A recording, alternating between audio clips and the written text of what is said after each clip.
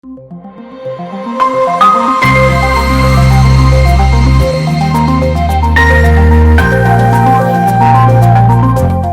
Simazine, merci pour cette introduction. Bon, vous placez déjà docteur et expert international, waouh, ça va faire, on dirait que c'est un mélange de Bill Gates et je ne sais pas qui d'autre qui va parler. Mais comme je dis toujours, quand on me présente comme docteur, je dis, moi je ne soigne personne. Moi quand je tombe malade, je vais voir un médecin aussi. Alors, on va commencer par définir l'innovation territoriale et je vais partir sur une définition qui est plutôt logique, elle ne sera ni académique ni scientifique, quoi que ce soit. Une innovation territoriale, ça va être en fait, c'est une approche en fait qui va intégrer quelque chose de nouveau sur le territoire. Alors, quand je dis quelque chose de nouveau, ce n'est pas restrictif, c'est-à-dire qu'on peut partir sur un service ou d'un produit qui existe déjà, on l'améliore, il va devenir un petit peu nouveau. Donc, c'est quelque chose de nouvel qu'on va introduire dans le territoire. Ça peut être, comme j'ai dit, un service, un produit, une façon de travailler, une nouvelle organisation. Ce qu'il faut garder en tête, c'est que surtout l'objectif, c'est de transformer ce territoire de manière positive et durable. Positive parce que forcément, on ne va pas innover pour compliquer les choses. On va innover pour faciliter soit le bien-être, améliorer le bien-être de la population, soit les services proposés par le territoire. Bref, on est dans une optique de transformation positive. Et aussi durablement. La transformation doit être durable. On ne met pas en place quelque chose de nouveau qui va durer que quelques mois. Il faut toujours avoir une vision à long terme. Tout simplement parce qu'une innovation territoriale peut aussi coûter cher. On peut avoir des innovations qui ne coûtent pas cher avec un peu de chance, parce qu'on a ce qu'on appelle la fameuse open innovation, innovation frugale, bon, les gens passent, les termes il y en a beaucoup. Mais innovation peut aussi coûter très cher et qui nécessite des investissements lourds. Donc forcément, il faut penser à la durabilité de la chose. Alors cette transformation peut être économique, peut être sociale, peut être technologique, et peut être aussi politique. Parce que c'est vrai qu'on ne pense pas souvent aussi à l'innovation territoriale au niveau politique. Alors pour faire tout ça, il faut être organisé, il faut un écosystème, il faut une approche. Moi, je pars du principe que pour mettre en place une innovation territoriale, il faut prendre en considération 3 éléments principaux. Ça, c'est mon avis. Il faut prendre l'économie, le digital et le bien-être de la population. En combinant ces 3, en fait, alors quand je dis économie, l'économie au sens large, ce n'est pas uniquement les finances, l'économie environnementale, tout ce qui peut être lié et tout ce qui peut permettre un développement positif du territoire. J'insiste, vous remarquerez que j'utilise beaucoup le terme territoire parce qu'une innovation territoriale est ancrée dans le territoire. Je veux dire, on ne fait pas une innovation. C'est vrai qu'un territoire fait partie d'un pays, effectivement, je veux dire, c'est indissociable. Un territoire qui se développe, vous savez, développera forcément et indirectement le pays. Mais il faut qu'il y ait cet ancrage territorial parce que chaque territoire est à part. Je veux dire, nous n'avons pas exactement les mêmes, si vous voulez, forces. Si on peut parler des fameuses forces, faiblesses et opportunités, ce n'est pas forcément les mêmes forces, faiblesses et opportunités dans les territoires. Et c'est ça ce qui est important parce que quand on dit territoire, ça ne veut pas dire qu'il y a des frontières. On peut trouver aussi 2 ou 3 territoires qui s'unissent pour développer quelque chose parce qu'ils ont trouvé une opportunité. Donc, c'est vrai qu'on parle d'intelligence territoriale, mais il faut toujours avoir en tête que nous avons une approche, il faut avoir une approche horizontale et non pas verticale. C'est-à-dire que je ne suis pas un territoire, qu'est-ce que j'ai comme force, qu'est-ce que j'ai comme faiblesse, c'est quoi mes moyens, c'est quoi mes ressources, et je développe ce dont j'ai besoin, point. Non, il faut avoir une double vision. Une vision locale, certes, mais une vision interrégionale et voire nationale. Parce que ce que je peux faire peut servir à l'autre. Et donc, nous rentrons dans une sorte d'intelligence collective. Alors, au niveau des écosystèmes, parce qu'il faut mettre un écosystème, il y a trois piliers, on va dire, principaux. Vous remarquerez que je masque par trois. Donc, vous avez les acteurs, et ces acteurs sont publics et privés. La population fait partie des acteurs. Alors, attention, j'insiste aussi sur les acteurs, il ne faut pas non plus partir du principe que l'innovation territoriale, c'est l'État. Non, l'État est un acteur, mais ce n'est pas forcément l'État. Il ne faut pas se dire c'est l'État qui doit faire. Parce que si on part de ce principe, c'est-à-dire qu'on est dans une approche verticale et non pas horizontale. L'État est un acteur majeur, certes, mais la population est un acteur, les universités sont un acteur, la région en elle-même est un acteur, la mairie est un acteur, tout, en fait, tout le monde, tous ces acteurs font un tout pour développer l'innovation territoriale. Donc j'ai parlé des acteurs, vous avez, à côté des acteurs, vous avez aussi ce qui est, comme on dit, le nerf de la guerre, les ressources, mais les nerfs de la guerre, ce n'est pas que l'argent, c'est les ressources humaines aussi. Si je n'ai pas les compétences humaines, dans la région, ça ne veut pas dire que je ne vais pas innover. Parfois, il faut former, parfois, il faut juste accompagner. Et parfois, vous savez, certaines compétences humaines partent et quittent la région. Nous avions les compétences humaines pour faire cette innovation, mais ils ont quitté parce qu'ils ont trouvé d'autres opportunités ailleurs. Et donc aussi, le système doit garder, si je peux me permettre, parce qu'on parle souvent de fuite de cerveau entre pays, mais vous avez aussi une fuite de cerveau entre régions. Hein. Ils n'ont pas besoin d'aller dans un autre pays. Même les régions, parfois, prennent les cerveaux et les talents des autres régions. Donc, de les ressources, nous avons donc les ressources humaines, les ressources financières et techniques, mais cela inclut aussi l'infrastructure et les ressources naturelles. Alors, certaines régions ont des ressources naturelles, mais d'autres n'en ont pas. Je vous donne un exemple aussi de ressources naturelles, mais qui est plutôt mal utilisé. Parce qu'il ne faut pas dépendre, il ne faut pas être non plus mono-développement durable. C'est-à-dire, si vous avez une région qui a des mines, vous savez, à un certain moment, après la Deuxième Guerre mondiale, les mines rapportaient beaucoup d'argent. Et dans plein de pays, hein. Ce n'est pas que la Tunisie, le Maroc, la France, il y a plein de pays qui sont axés sur ça. Mais une fois que les mines étaient fermées, boum, la région ne se développait plus parce qu'on ne prenait en considération que cette ressource naturelle. Alors qu'une région ne peut pas dépendre que de ressources naturelles. Il y a plein de ressources, notamment humaines, sur lesquelles il doit dépendre. Donc les acteurs, les ressources, et enfin, et ça c'est peut-être l'un des points les plus importants, un environnement favorable, un environnement qui va favoriser cette innovation territoriale. Cet environnement, ça va être tout ce qui va impacter l'écosystème, c'est-à-dire les réglementations, des lois, la nature du marché local, parce qu'on développe parfois des innovations, on développe des innovations qui vont être utilisées sur le territoire.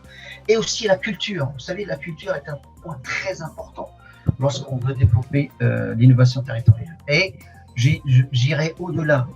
Le plus gros problème, le plus gros frein, vous savez, de l'innovation en général, et non pas uniquement l'innovation territoriale, c'est la culture de l'échec. En fait, il faut apprendre et vous allez peut-être sourire quand je vais dire ça, à célébrer l'échec. Parce qu'on ne peut pas gagner tout le temps. Et dans nos cultures francophones, je ne parle pas des cultures maghrébines, je dis en général, la culture francophone n'accepte pas l'échec. C'est-à-dire qu'un entrepreneur, s'il se lance dans un projet et qu'il échoue, on ne va pas dire il a essayé, on va dire il a échoué. Alors que la majorité des entrepreneurs qui ont réussi ont commencé par un échec, voire plusieurs échecs. Et c'est ça qui nous permet d'apprendre. Et je pense que l'un des piliers de la gouvernance de cette innovation territoriale, c'est apprendre à échouer et apprendre aux entrepreneurs à échouer et à accepter. Il faut célébrer leur échec, mais bien sûr, pour avancer. Hein. On ne célèbre pas l'échec juste pour célébrer l'échec d'après, encore célébrer l'échec d'après. À un moment ou à l'autre, il faut bien avancer positivement. Alors, on parle beaucoup des entrepreneurs, mais on oublie souvent aussi les intrapreneurs. Parce que vous savez, ceux qui travaillent, qui sont déjà dans une entreprise et qui souhaitent eux aussi innover. Une entreprise a aussi un ancrage territorial. Et d'ailleurs, vous allez remarquer que dans plusieurs régions, dans beaucoup de régions, surtout les régions qui ont la chance d'avoir de grosses structures, de grosses entreprises, l'entreprise peut être un mécène, elle va insuffler aussi cette innovation territoriale parce qu'elle aussi elle a intérêt à ce qui est d'innovation territoriale parce qu'elle est ancrée dans ce territoire. Et je vous donne un exemple et je vais arrêter sur ça. C'est un exemple au Maroc. Au Maroc, vous avez une région qui s'appelle Bengueli. Bengueli, en fait, voilà, je vous dis Bengueli, il n'y a personne ici qui va se dire. Au Maroc, vous allez connaître Marrakech, Casablanca, Fès, Rabat, Agadir, mais Bengueli, c'est quoi ce nom bizarre? Effectivement, Bengueli n'est pas très connu, même au Maroc d'ailleurs, Elle n'est connue que par l'exploitation du phosphate, parce que l'OCP, une grande entreprise marocaine, est installée là-bas. Donc, à part le phosphate, il n'y a rien à Benghazi. Ce n'est pas une destination que vous allez trouver sur Lonely Planet hein, ou sur le routard. Mais à Benghazi, on a décidé de construire un campus universitaire, qui s'appelle l'Université Mohamed VI Polytechnique, dédié au fait à l'innovation générale, non seulement l'innovation territoriale, mais à l'innovation générale et qui regroupe des étudiants qui viennent de plusieurs, non seulement plusieurs villes, mais aussi de plusieurs pays africains. Ça a été insufflé aussi grâce à l'aide de l'OCP qui est installé là-bas. Mais pourquoi? Vous savez, le phosphate, un jour ou l'autre, il va s'arrêter, comme le pétrole, comme tout ce qui est fossile. Donc demain, qu'est-ce qu'on fait demain? Lorsqu'il n'y aura plus de ressources naturelles. Donc à Benghazi, vous avez ici une partie solaire. On commence à développer l'énergie solaire. En fait, l'idée, c'est vraiment de se diriger vers une ville verte. En fait, la ville verte, c'est la nouvelle ville qui est, on va dire, à 50 km du chef-lieu. Et donc, dans ce campus, il y a un peu de tout. On va trouver de l'open innovation, on va trouver les fameux Fab Labs, vous savez, la Distelon, vous avez des technopoles, mais ce n'est pas le nom, en fait, c'est pas le nom le plus important. C'est l'approche. Est-ce qu'on veut faire une approche très spécifique ou alors une innovation large? Est-ce qu'on va être très sélectif, ouvert à tous? C'est ça, c'est aussi ce choix qui va déterminer comment tout cela va évoluer. Et juste pour terminer, vous m'avez posé la question de gouvernance d'innovation territoriale, mais moi je vous dirais, il faut déjà avoir une gouvernance sur le territoire avant de parler d'innovation territoriale. Si on n'a pas déjà cette gouvernance qui inclut au fait tous les acteurs, rappelez-vous, les acteurs c'est tout, ce n'est pas que l'État, mais c'est le tout. Parce que souvent, on limite l'intelligence territoriale à l'État et aux universités. Alors que ce n'est pas que ça. Si on n'a pas de vrais utilisateurs, tout ce qu'on fait, c'est pour des utilisateurs, des clients. Il faut considérer que la population comme un client, justement pour réfléchir en tant que client. Qui va tester ce qu'on va faire?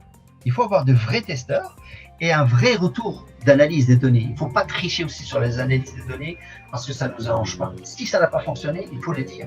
Il faut surtout savoir pourquoi ça n'a pas fonctionné et comment faire pour que cela fonctionne. Voilà mon introduction un peu. Merci Mounir, merci beaucoup. Merci donc Benghazi, c'est peut-être le mini Silicon Valley du Maroc, apparemment. Tout à fait. Enfin, c'est ce qu'on espère. C'est la vision. Voilà. On essaiera de prendre un peu plus d'informations sur cet exemple. Si Mounir, peut-être une recommandation en 3 volets? Cette fois-ci, ça ne sera pas en 3. Vous savez, j'ai suivi avec. Je pourrais même dire que ce webinaire est peut-être un parfait écosystème innovant. Parce que quand on voit la nature des acteurs qui participent, je prends en compte les acteurs qui nous suivent.